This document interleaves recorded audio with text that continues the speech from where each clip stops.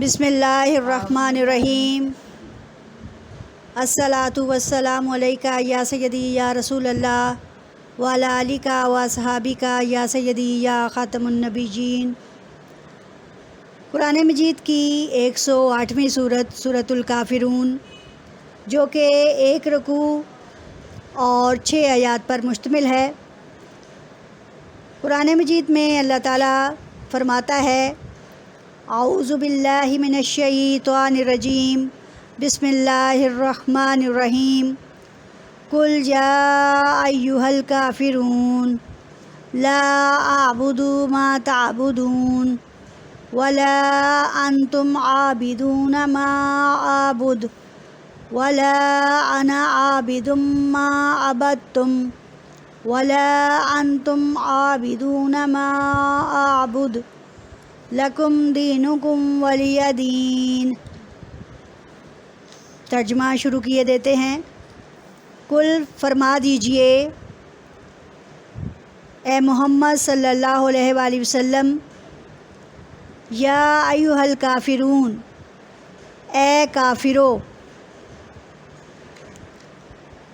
لا اعبدو، نہ میں عبادت کرتا ہوں، ما تعبدون، جس کی تم عبادت کرتے ہو،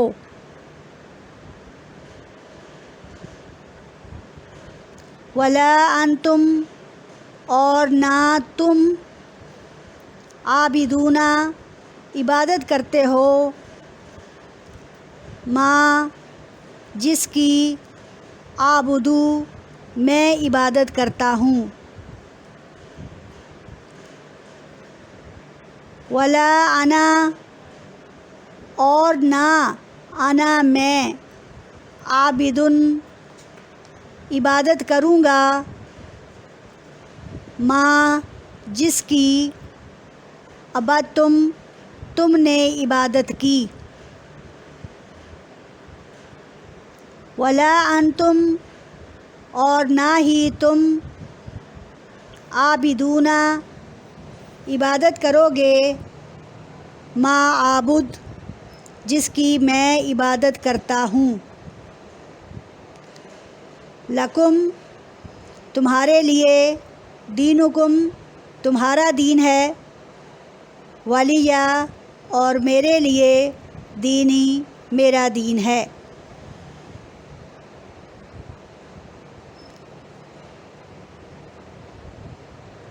اے محمد صلی اللہ علیہ وآلہ وسلم، فرما دیجئے اے کافرو، نہ میں عبادت کرتا ہوں جس کی تم عبادت کرتے ہو، اور نہ تم عبادت کرتے ہو جس کی میں عبادت کرتا ہوں، اور نہ میں عبادت کروں گا جس کی تم نے عبادت کی، اور نہ تم ہی عبادت کرو گے، ما اعبد، جس کی میں عبادت کرتا ہوں، لکم، تمہارے لیے، تمہارا دین ہے، اور میرے لیے، میرا دین۔ یہاں پہ خاص طور پر کل نبی کریم صلی اللہ علیہ وآلہ وسلم کے لیے تخاطب کا لفظ یا ایو، یہ حرف تخاطب بلانے کے لیے استعمال کیا جاتا ہے۔ الکافرون،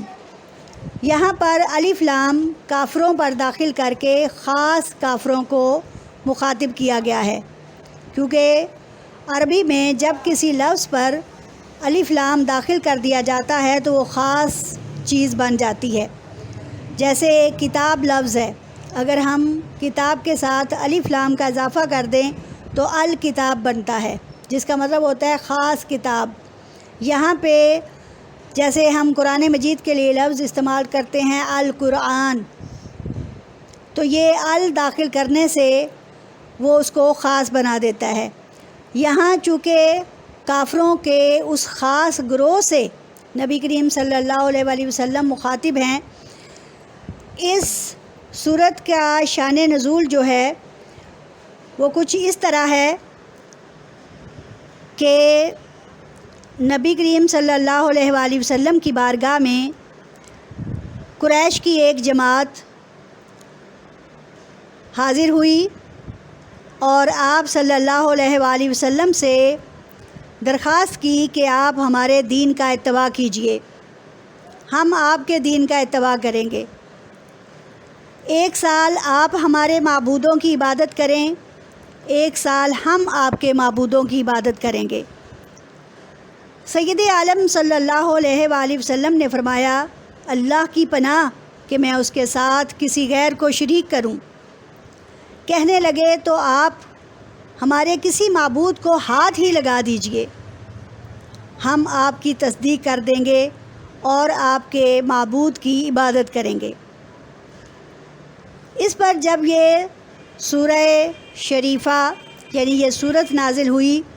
تو نبی کریم صلی اللہ علیہ وآلہ وسلم مسجد حرام میں تشریف لے گئے۔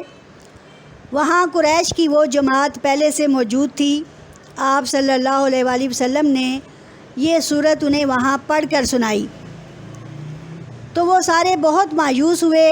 اور حضور صلی اللہ علیہ وآلہ وسلم کے اور آپ صلی اللہ علیہ وآلہ وسلم کے اس انکار پر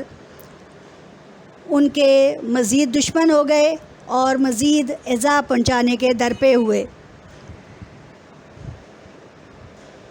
نبی کریم صلی اللہ علیہ وآلہ وسلم کا برملا انکار کرنا یقیناً کافروں کو برا لگا ہوگا اور لگتا رہے کہ اگر آج بھی کوئی اللہ تعالیٰ کی ذات میں کسی کو شریک ٹھہرانے کی بات کرے گا تو مسلمان کے نزدیک یہ ایک بہت بڑی گالی ہے، بلکہ اس کا ایمان خراب کرنے والی چیز ہے۔ چنانچہ ایسے لوگوں کو جو کسی کو شریک ٹھہرانا چاہیں اور وہ اس کو قرآن کا ذریعہ بنا لیں تو ہم کبھی اور کسی صورت انہیں اجازت نہ دیں گے۔ یہاں نبی کریم صلی اللہ علیہ وآلہ وسلم کا صریحاً اور کھلا انکار اس بات کا متقاضی ہے کہ اللہ تعالیٰ ایک ہے، اس کی ذات، اس کی صفات میں کوئی دوسرا شریک نہیں۔ لفظ کافرون کافر کی جمع ہے، کفار اور کافرون۔ کافر لفظ کے مطلب ہیں مٹا دینا، انکار کرنا اور تصدیق کا انکار کرنا، اور مسلمان کا مطلب ہے سلامت رکھنا، مومن کا مطلب ہے اپنے ایمان میں پورا اور مکمل ہونا۔ اور جب ہم اللہ تعالیٰ کو اپنے زبان سے اقرار کر کے زبان سے اظہار کر کے دل سے اس کا اقرار کر لیتے ہیں تو ہم مسلمان اور مومن کے دائرے میں داخل ہو جاتے ہیں۔ چنانچہ کافر وہ ہے جو نہ مسلمان ہے اور نہ ہی مومن، جو کہ صریحاً اس کے الٹ ہے، انکار کرنے والا ہے۔ چنانچہ نبی کریم صلی اللہ علیہ وآلہ وسلم نے جب صریحاً ان کا انکار کیا تو یقیناً انہیں برا لگا۔ اس میں ایک اور روایت بھی ملتی ہے کہ نبی کریم صلی اللہ علیہ وآلہ وسلم کو ان کافروں نے کہا کہ آپ صرف ایک مرتبہ ہمارے ان بتوں کی، جن کا نام لات، منات، عزا، یعنی جن کے بتوں کے نام بھی عورتوں کے نام پر ہیں، وہ اللہ ہونے کا اقرار کرتے اور کہتے کہ یہ خدا ہیں، لیکن وہ خدا نہ تھے، کیونکہ اللہ ایک ہے، واحد ہے، وہ مذکر اور مؤنث کی قید سے آزاد ہے، اور اگر ہوتا تو یقیناً مذکر ہوتا، کیونکہ نبی کریم اور انبیاء اکرام کا سلسلہ مذکر حضرات کے لیے ہے، یعنی کہ کسی بھی فیمیل کو، کسی بھی مؤنث کو خدا ہونے کا دعویٰ نہیں دیا گیا، ایون کہ نبی ہونے کا دعویٰ نہیں دیا گیا۔ اگر کسی کو تقرب اللہ تعالیٰ کا حاصل ہوا بھی تو وہ اللہ تعالیٰ کی بندیاں بندیاں بنی، کسی قسم کے اس تفرقے کا شکار نہیں ہوئیں۔ چنانچہ یہاں پہ لات، منات اور عزا جیسے بتوں کے لیے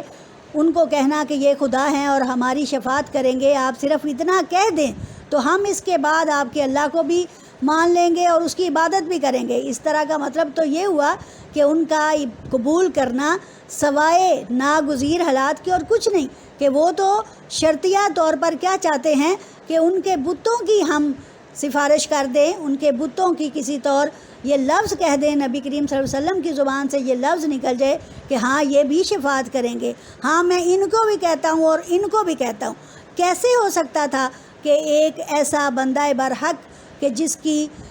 شان میں کوئی فرشتہ گستاخی نہیں کر سکتا، تو یہ انسان کیا چیز ہیں، یہ کافر کیا چیز ہیں۔ چنانچہ نبی کریم صلی اللہ علیہ وآلہ وسلم نے صریحاً انکار کر دیا اور فرمایا کہ میں اس چیز کو نہیں پوجتا جس کو تم پوجتے ہو، میں تو اس کو پوجتا ہوں، اس کی عبادت کرتا ہوں جو واحد ہے، جو لا شریک ہے، جس کی ذات اور صفات میں اکمل صفات میں کوئی دوسرا شریک نہیں۔ اور تم کس کی پوجا کرتے ہو؟ جو لوہے کے بنائے گئے ہیں، جو سونے چاندی لکڑی چونے پتھر مٹی اور روڑوں کے بنائے گئے ہیں، کیا میں ان کو خدا مانوں؟ اور وہ جو اتنی بھیانک شکلوں کے لات منات اور عزا اور ایسے اور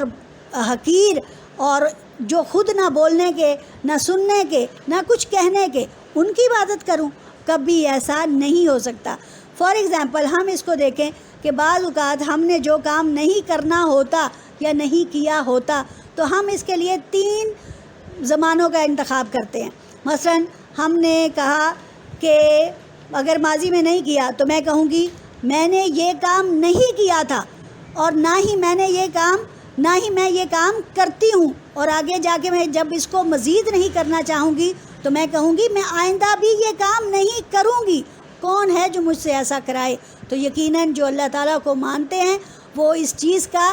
اپنے اللہ کے ہاں سے ہی یہ القا ہو چکا ہے ان پر، اللہ تعالیٰ نے ان کے دلوں میں بات ڈال دی ہے کہ جو بات حق ہے نہ پہلے اس کو بدلا ہے، نہ بدلوں گا، اور نہ ہی آئندہ بدلا جائے گا، یعنی کسی صورت اس میں تبدیلی نہیں آئے گی۔ اور پھر آپ صلی اللہ علیہ وسلم تکرار فرماتے ہیں، کیا کہتے ہیں؟ وَلَا أَنْتُمْ عَابِدُونَ مَا أَعْبُدُ، اور نہ ہی تم عبادت کرو گے اس چیز کی جو میں عبادت کرتا ہوں۔ یعنی اس سے یہ بات ظاہر ہو گئی کہ الکافرون پر جو خاص کافر ہیں کہ یہ وہ لوگ ہیں کہ جن کے جو اللہ کے ہاں سے پہلے ہی کفر کا شکار ہو چکے ہیں، اور ان پر لاکھ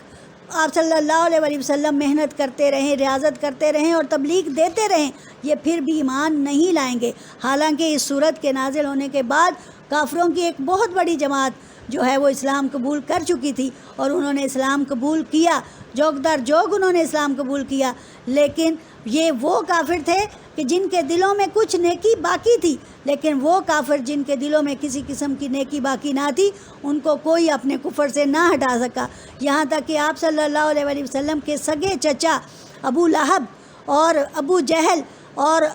ایسے لوگ مغیرہ بن شعبہ اور عقبہ بن معیط، ایسے ناہنجار امیہ بن خلف، یہ لوگ کبھی ایمان لانے والے نہ تھے۔ چنانچہ یہ وہ کافر تھے کہ جو کبھی بھی دھوکے سے بھی کہہ کر، یہ تو وہ لوگ تھے کہ جب مذاق میں مسلمانوں کے ساتھ ہوتے تو کہتے کہ ہم تمہارے ساتھ ہیں، اور جب اپنے لوگوں کے ساتھ ہوتے تو کہتے کہ ہم تمہارے ساتھ ہیں، ہم تو مسلمانوں سے ٹھٹھا کرتے ہیں، ہم تو مسلمانوں سے مذاق کرتے ہیں۔ کیا یہ ان کی مذاق کی بات ہے کہ وہ نبی کریم صلی اللہ علیہ وآلہ وسلم کی شان میں گستاخی کریں؟ کیا یہ ان کے مذاق کی بات ہے کہ وہ اللہ تعالیٰ کی ذات میں کسی کو شریک ٹھہرائیں؟ خدا نہ خواستہ ہم آئندہ بھی ایسی اٹھنے والی ہر زبان کو کاٹ دیں گے اور ہر اٹھنے والی انگلی کو توڑ دیں گے۔ کبھی بھی نہیں ہو سکتا کہ کوئی مسلمان اپنے اللہ کی ذات میں کسی کو شریک ٹھہرائے۔ چنانچہ یہاں مفسر حضرات کہتے ہیں کہ جب ان آیات کے اندر ایک مرتبہ کرتا ہوں یعنی کہ حال کا ذکر کیا ہے، اور دوسری مرتبہ تکرار کے آیات کے اندر مستقبل کا اظہار کیا گیا ہے، یعنی کہ میں کرتا ہوں نہ کروں گا۔ تو یہاں ایک ہمارے اور مفسر ہیں، وہ کہتے ہیں کہ اس میں قرآن مجید میں پہلے بھی بہت ساری سورۃ الرحمن میں، سورہ مرسلات میں، ان میں پہلے بھی تکرار کی جو آیات ہیں وہ نازل ہو چکی ہوئی ہیں، لیکن ان میں اگر ہم یہ کہیں کہ پہلی آیت میں ہم اس کو حال میں پر مبنی سمجھ لیں اور دوسری آیت کو ہم مستقبل پر مبنی سمجھ لیں، تو یہ دونوں طرح ممکن ہے، ہم ایسے بھی کر سکتے ہیں، اور اگر اس کی تکرار ہی سمجھ لیں کہ جب اللہ تعالیٰ نے کسی چیز میں مزید تاکید کرنی ہوتی ہے تو پھر وہ ان لفظوں کا تکرار فرماتا ہے۔ اس لیے یہاں پہ ان 2 آیات کا تکرار وہ کون سی ہیں؟ وَلَا أَنْتُمْ عَابِدُونَ مَا أَعْبُدُ، اور آگے پھر 5ویں آیت ہے وَلَا أَنْتُمْ عَابِدُونَ مَا أَعْبُدُ، یعنی ان دونوں آیتوں کا تکرار ہے، اور ان دونوں کا مطلب یہ ہے کہ نہ ہی میں اس کی عبادت کروں گا جس کی تم عبادت کرتے ہو، اور نہ ہی تم اس چیز کی عبادت کرو گے جس کی میں عبادت کرتا ہوں، تو یہ تکرار جو ہے یہ تاکید کے لیے استعمال ہوئی ہے کہ تم کان کھول کر سن لو کہ تم اپنے کفر میں ہی مرو گے اور کفر پر ہی جیو گے، اور میں اپنی توحید اور اپنے اللہ اور اس کے اخلاص میں ہی جیوں گا، اور اسی میں میری موت ہوگی اور اسی میں دنیا سے پردہ فرماؤں گا۔ کیسے ممکن ہے کہ تم مجھے میرے اللہ جو کہ واحد ہے، جو کہ لا شریک ہے، اس کی ذات میں کوتاہی اور کمی کے بارے میں کہو اور میں وہ مان لوں؟ یہ ہرگز نہیں ہو سکتا۔ چنانچہ نبی کریم صلی اللہ علیہ وآلہ وسلم نے دل کی گہرائیوں سے جو ایمان ان کا تھا اس پر تو ہم جیسا کوئی، بلکہ صحابہ اکرام بھی اس مقام تک نہیں پہنچ سکتے۔ ہاں، صحابہ اکرام میں کوئی بہت محنت کرے تو وہ صدیقیت تک پہنچ سکتا ہے، وہ حضرت عمر فاروق رضی اللہ تعالیٰ عنہ کے ایمان تک پہنچ سکتا ہے، وہ حضرت عثمان غنی اور حضرت علی رضی اللہ تعالیٰ عنہ ان کے ایمانوں تک پہنچ سکتے ہیں، لیکن ان جیسے بھی میں کہتی ہوں کوئی نہیں ہو سکتا۔ بلکہ 1,24,000 جو پیغمبروں کو، جو انبیاء،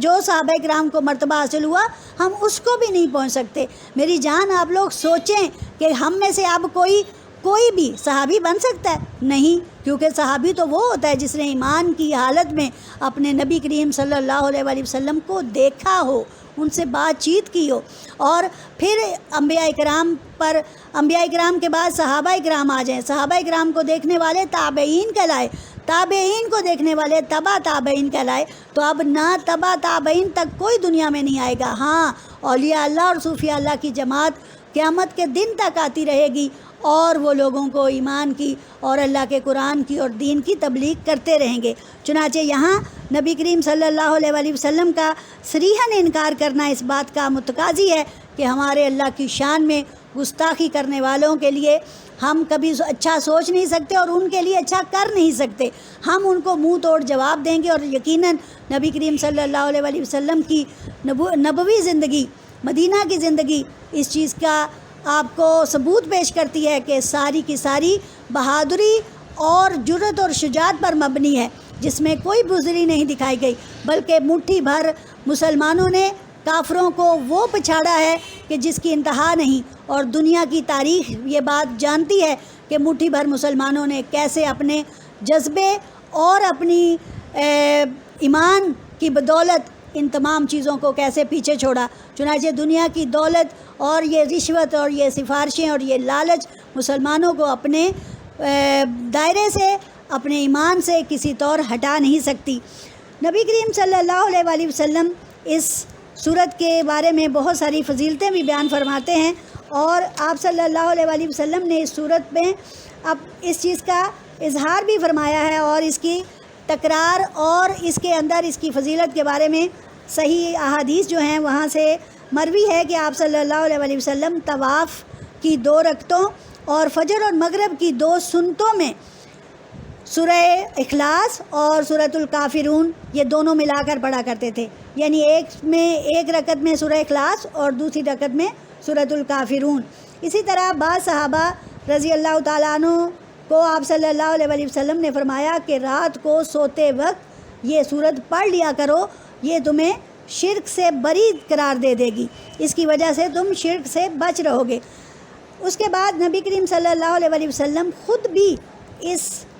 حدیث کے مطابق اس پر عمل بھی فرمایا کرتے تھے، کیونکہ آپ صلی اللہ علیہ وآلہ وسلم کی کوئی بات عمل کے بغیر خالی نہ تھی۔ چنانچہ نبی کریم صلی اللہ علیہ وآلہ وسلم نے ان کو اس صورت کے ذریعے یہ منہ توڑ جواب دیا کہ اگر اللہ تعالیٰ نے تمہاری قسمت میں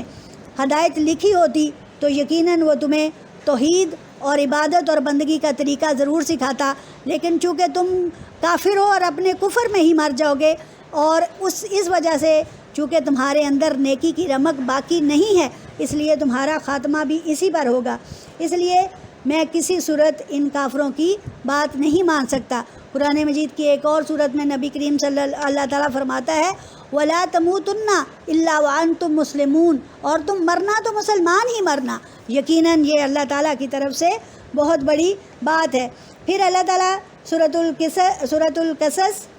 میں آیت نمبر 55 میں فرماتا ہے لَنَا أَعْمَالُنَا وَلَكُمْ أَعْمَالُكُمْ، ہمارے لیے ہمارے اعمال ہیں اور تمہارے لیے تمہارے اعمال ہیں، یقیناً جو جیسے اعمال کا مرتکب ہوگا وہ ویسا ہی جزا اور سزا پائے گا۔ اور انشاءاللہ اللہ کے حکم سے جو مسلمان ہیں، جو مومن ہیں، اور جو اللہ کی ذات کو میں کسی کو شریک نہیں ٹھہراتے، اور یقیناً ایک بہت بڑی آیت میرے ذہن میں آئی کہ اللہ تعالیٰ فرماتا ہے کہ میں ہر ایک کو معاف کر سکتا ہوں، ہر ایک کی غلطی کوتاہی کو معاف کر سکتا ہوں، لیکن اس کو معاف نہیں کروں گا جو میرے ساتھ کسی کو شریک ٹھہرائے گا۔ چنانچہ آج کے لوگ جو اتنی بڑی تعداد میں ہیں، جو خود کو ایٹمی طاقتیں اور سپر پاور سمجھتے ہیں، وہ یہ جان لیں کہ وہ شرک کا ارتکاب کر چکے ہیں، وہ کافر بھی ہیں اور وہ مشرک بھی ہیں۔ ان کے لیے دنیا میں تو دولت ملے گی، دنیا کی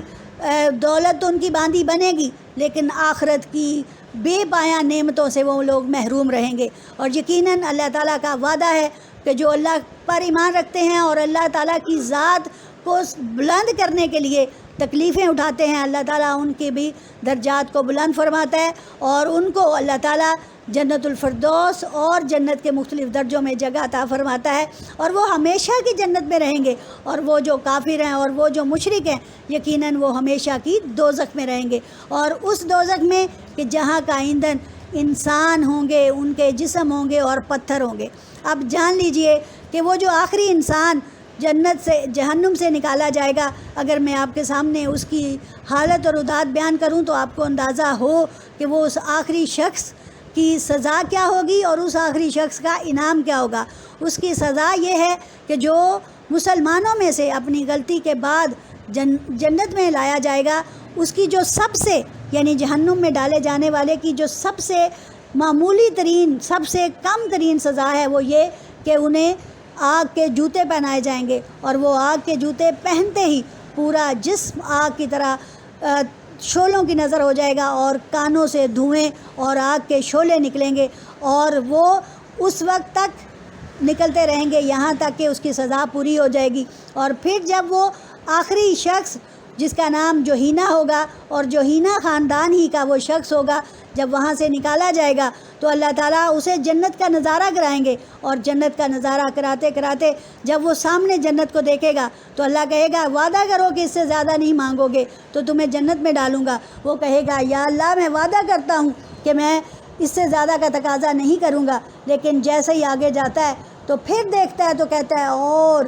پھر دیکھتا ہے تو کہتا ہے اور۔ اللہ فرماتا ہے کہ تو نے تو کہا تھا کہ میں آگے نہیں مانگوں گا، کہتا ہے یا اللہ میں مجبور ہوں، اور پھر دکھاتا جائے گا یہاں تک کہ 40 سالوں کی مسافت پر اس شخص کے لیے کارپیٹ بچھایا جائے گا۔ جس طرح ہم شادیوں پہ کارپیٹ بچھاتے ہیں، ایسا کارپیٹ بچھایا ہوگا جو 40 سالوں کی مسافت پر ہوگا، اور جب وہ آگے اپنے تخت پر جا کر بیٹھے گا تو وہاں ایک حور پہلے ہی منتظر ہوگی، تو وہ سمجھے گا کہ یہ میرا خدا ہے، وہ جلدی سے نیچے اس کے قدموں میں بیٹھنے کی کوشش کرے گا، لیکن اللہ تعالیٰ فرمائے گا اٹھو دیکھو یہ تمہارا خدا نہیں بلکہ یہ تمہاری خدمت گار کنیز میری حور ہے۔ چنانچہ اس کو جب دیکھے گا تو پریشان ہوگا کہ وہ خود حور اسے اٹھا کر تخت پر بٹھائے گی، اور 80,000 حور و غلمان اس کی خادر مدارت کرنے والے ہوں گے۔ اب آپ لوگ اندازہ لگائیے کیا ہم نے اللہ کا بندہ بننا ہے، یا ہم نے کافر اور مشرک رہ کر اپنے نفس کا بندہ بننا ہے اور شیطان کا بندہ بننا ہے۔ چنانچہ ضرور مسلمانوں کو بھی اپنے ایمان کو تازہ کرنے کی ضرورت ہے، اور یہ بات جان لیں کہ ہمیں کون سی چیز دوسروں کے در پر لے کے جاتی ہے۔ آج ہم کھلے کچکول لے کر دوسرے لوگوں کے در پہ جاتے ہیں، بڑی طاقتوں سے جا کے مدد کی طلب کرتے ہیں، اپنی اللہ سے مدد مانگو، وہ یقیناً ایمان والوں کا ساتھ دیتا ہے، جو پہلے بھی ساتھ دیتا رہا ہے اور آئندہ بھی دے گا۔ چنانچہ وہ حکمت عملی اختیار کرو کہ جس کی وجہ سے اپنی اکنامک کو، اپنی معیشت کو بہتر بناؤ، کہ جس کی وجہ سے آپ کو کسی کے سامنے ہاتھ نہ پھیلانے پڑے۔ چنانچہ ان خداؤں سے جن کو تم خدا سمجھتے ہو ان سے اعراض کرو، اور اپنے ایک خدا کی عبادت کرو، سچے دل سے اس کی عبادت کرو، تاکہ حقیقی طور پر اللہ کے سامنے جھک کر اس کی نماز ادا کر کے اور جو اس کے حقوق و فرائض ہیں وہ پورے کرو۔ جن چیزوں سے اس نے منع کیا ان سے باز آ جاؤ، اور جن چیزوں کا اس نے حکم دیا ہے ان کے مطابق کر ڈالو، تو انشاءاللہ کوئی بھی تمہیں تمہارے دین سے نہ ہٹا سکے گا۔ چنانچہ کافروں کے لیے یہی جواب کافی ہے کہ تمہارے لیے تمہارا دین اور میرے لیے میرا دین۔ یقیناً یہاں دین جو ہے وہ لفظ متقاضی ہے کہ میں اس کو ڈیفائن کروں۔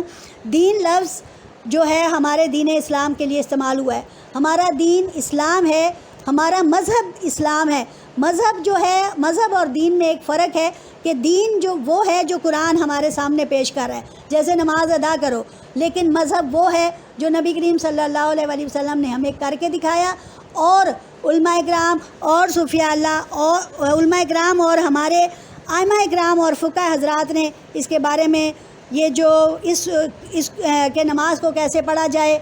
اور اس میں کتنی بار رفع یدین کیا جائے، ان تمام طریقوں کو ہم مذہب کی طور پر لیتے ہیں۔ جیسے ہمارے ہاں شیعہ، سنی، اہل سنت اور یہ وہابی، ان کا طور طریقہ تھوڑا مختلف آ رہا ہے، تو ان سب کا دین ایک ہی ہے، صرف ان کی طریقے مختلف ہیں۔ چنانچہ اس طریقے مختلف ہونے پر مختلف مسلمان نہ بن کر بیٹھ جاؤ، مسلمان ایک ہی رہو، جن کی زبان ایک ہے، جن کا قرآن ایک ہے، جن کی نماز ایک ہے، جنہوں نے عبادت عربی میں کرنی ہے۔ چنانچہ خود کو ایک ملت بناؤ، ایک قوم میں نہ پھنس جاؤ، ایک فرد نہ بن جاؤ، بلکہ اپنے آپ